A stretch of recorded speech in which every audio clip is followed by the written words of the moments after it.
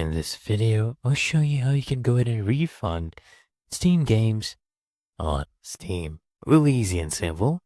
First, I'll come here and click on my profile name, and then I'll click on account details.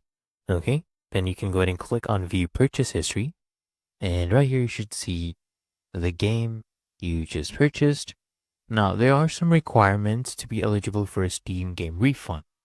You must request it within 14 days of your purchase and have played the game for less than 2 hours.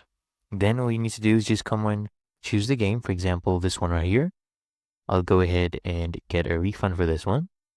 Now, what issue are you having with this purchase? Just say, I would like a refund. Go ahead and choose that.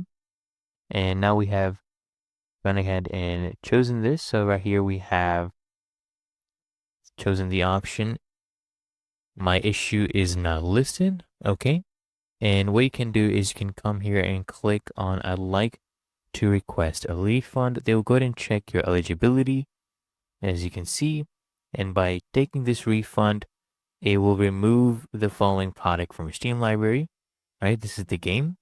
And we will get a refund on our payment method. So in my card, and then you can go ahead and tell them why. If you want, you can go ahead and do that.